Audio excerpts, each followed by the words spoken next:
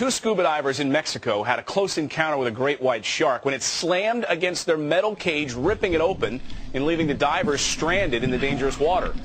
Patrick Sean Walsh shot this amazing video and survived this experience, and he's joining me now to talk more about this harrowing ordeal. It's good that you're actually here and alive, because you could have been killed with the great white's snout pressed against your chest. Is that what happened?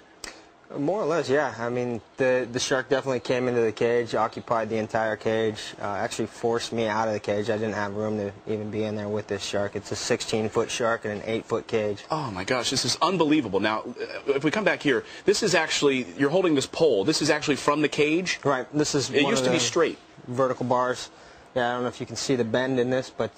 That's right where it hit? Pretty significant bend. And this is just from the tail of the shark pressing down against this as it broke off and was wedged in there. Now, you named the shark Cece?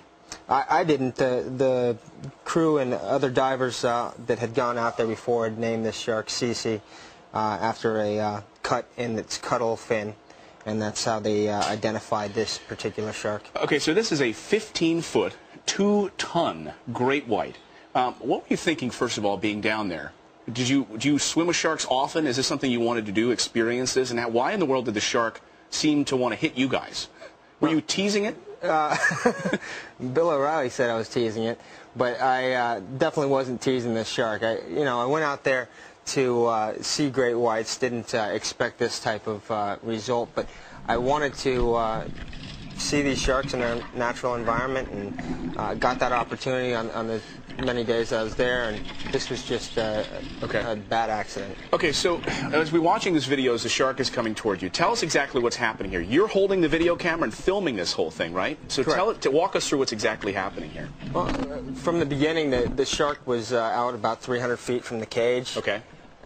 Came up at a really steep angle at the bait that was out in front of the cage. Okay.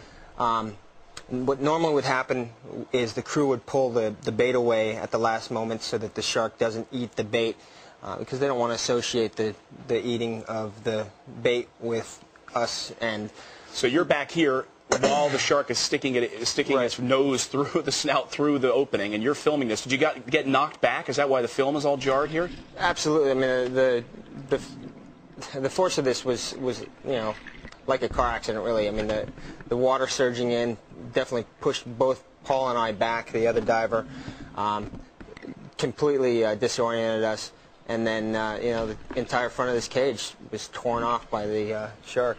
My wife wanted to know, she's 5 feet tall. Would she be okay in that cage? Would she be able to take it on the nose for the shark? Would she be able to punch the shark back? People have asked me if I was thinking that I should poke the eyes like they say you should, but no. It would never cross my mind.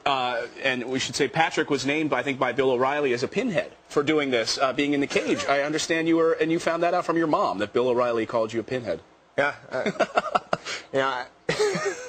You're no pinhead, man. Thank you. It was an unbelievable video. Patrick Sean Walsh, thanks for joining us this morning. Appreciate it. Pleasure. Thank you. Don't do it any time.